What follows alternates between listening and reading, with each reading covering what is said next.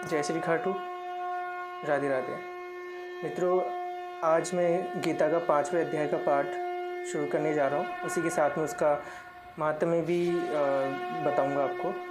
तो इसी के साथ में शुरू करते हैं। आइए, गीता का 5वां अध्याय। अर्जुन ने श्री कृष्ण भगवान से कहा, हे श्री कृष्ण जी, हे केशव, हे माधव, पहले तुमने कर्मों का त्याग करने को कहा, फिर कर्म की प्रशंसा करते हो। हे प्रभु, हे वासुदेव, इन दोनों में जो अधिक हितकर है, कृपा कर वह एक बात निश्चय करके कहो। श्री कृष्ण बोले, हे अर्जुन, संन्यास योग और कर्म योग ये दोनों ही मोक्ष देने वाले हैं, परंतु इन दोनों में कर्म त्याग से कर्म योग हितकर है। जो ऐसा जानता है वह किसी से द्वेष नहीं रखता और न ही किसी पदार्थ की इच्छा करता है, वह सन्यासी है। ऐसा पुरुष संसार के बंधनों से छूट जाता है। सांख्य और कर्म योग को अलग अलग बताने वाला अज्ञानी है।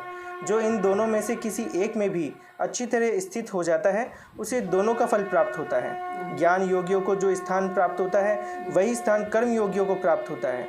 हे अर्जुन, ज्ञान योग और कर्म योग को तू एक ही जान। कर्म योग करने वाले साधुजन को भ्रम प्राप्त होने में विलंब नहीं लगता।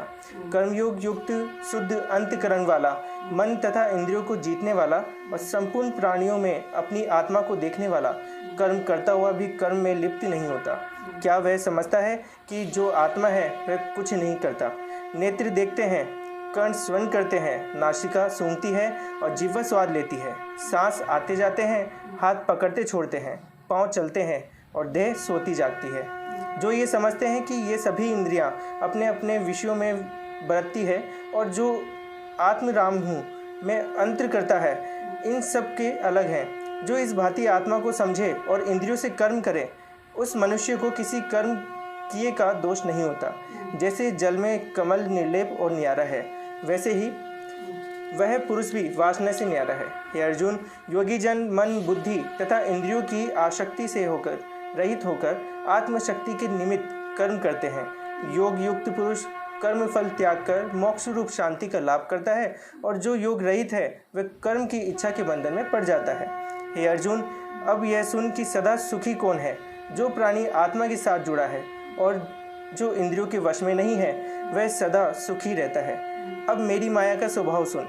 मैं इस संसार को उपज जाता हूँ। यह सारा संसार मेरी माया का खेल है और मुझे इस संसार से कोई प्रयोजन नहीं है। और मैं न किसी से पाप कराता हूँ न पुण्य, बल्कि अज्ञानी स्वयं ही मोहित होते हैं और मोह में पड़े पाप कम करते हैं। मगर जो मुझ ईश्वर को न्यारा और निर्लेप है ऐसा जानते हैं, वे कभी अज्ञान को प्राप्त नहीं होते। मुझे न्यारा निर्लेप समझकर जो मेरी शरण में आए, उसका रोम रोम मुझ में रमा हो। हे अर्जुन, मेरा वह भक्त अविनाशी परम पद को प्राप्त होता है, जो साधु में ब्राह्मण, गो, हाथी, श्वान अर्थात कुत्ता और चांडाल, ऊंच नीच सबको एक समान समझता है। ऐसा समदृष्टि पंडित कहलाता है। उसे तू सब बंधनों से मुक्त हुआ जान। ऐसे स्थिर बुद्धि वाले मोहरित ब्रह्म वेदा को ब्रह्म स्थिर जानो। बाहरी पदार्थों में जो चित्त को आसक्ति नहीं होने देता, वही आत्म सुख का अनुभव करता है और अंतकरण को ब्रह्म में मिला अक्षय सुख अर्थात मोक्ष को प्राप्त करता है। वह इंद्रियों के भोगों में नहीं रमता, क्योंकि इंद्रियों के भोग तो दुखों को उपजने वाले होते हैं। ऐसे लोगों का आदि भी है और अंत भी है। कौन्तेय, ज्ञानी लोग ऐसे लोगों में रत नहीं होते। शरीर छूटने से पहले जो मनुष्य काम और क्रोध के वेग को सहन करने में असमर्थ होता है, वही योगी और सुखी है। जो योगी आत्म सुख से सुखी और अंतरात्मा के आनंद से आनंदित और अंतर ज्योति से ही प्रकाशित है, वह ब्रह्म रूप होकर ब्रह्म निर्वाण मोक्ष को प्राप्त होता है। पाप जिसके नष्ट हो गए हैं, कुबुद्धि दूर हो गई है, मन को जिन्हें वश में कर लिया है, जीव मात्र का जो हित चाहते हैं, ऐसे योगियों को ब्रह्म निर्वाण प्राप्त होता है। काम तथा क्रोध जिनमें नहीं है, ऐसे आत्मज्ञानी योगियों को ब्रह्म निर्वाण सहज ही प्राप्त होता है। बाहरी पदार्थों के सहयोग से अलग रहकर दोनों भवों के बीच में दृष्टि लगाकर नासिका के भीतर चलने वाले प्राण अपान वायु को सम करके, इंद्रियां, मन और बुद्धि को वश में करके, इच्छा, भय तथा क्रोध को त्याग मोक्ष की इच्छा करने वाले योगी जीवन मुक्त है। जो मुझको यह सब यज्ञों और तपों का भोक्ता, संपूर्ण लोकों का स्वामी और सब प्राणियों को मित्र जानते हैं, उन्हीं को शांति प्राप्त होती है।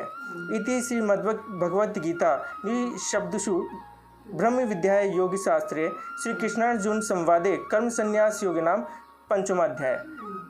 मित्रों, इसी प्रकार ये गीता का 5वां अध्याय का समापन होता है। अब हम 5वें जो अध्याय है उसका महात्म्य का शुरू करते हैं। श्री भगवान जी बोले, हे लक्ष्मी, अब 5वें अध्याय का महात्म्य सुन। पिंगल नाम का एक ब्राह्मण अपने धर्म से भ्रष्ट हुआ। वह कुसंग में बैठ मच्छी मांस खावे, मदिरा पान करे, जुआ खेले। देव योग से वह पिंगल एक राजा के यहाँ नौकर हो गया। राजा के पास और लोगों की चुगलियाँ करो। इसी प्रकार कुछ ही दिन गुजर गए और राजा की नौकरी करते हुए वह धनी हो गया।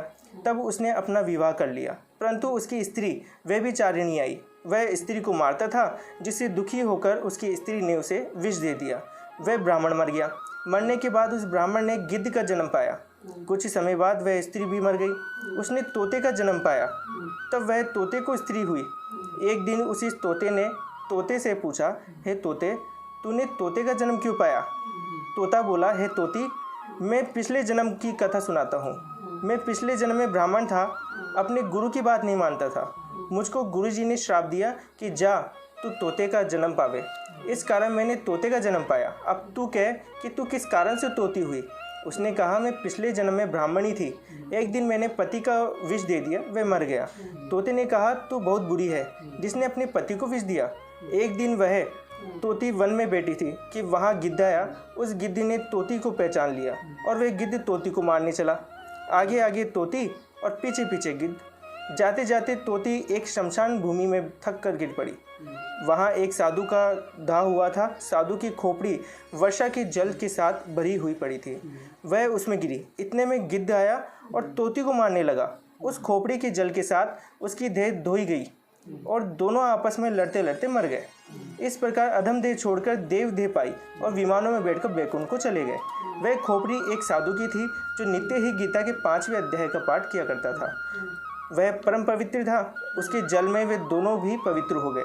जो प्राणी श्री गंगा जी का स्नान करके श्री गीता जी का पाठ करते हैं वे बैकुंठ को प्राप्त होते हैं।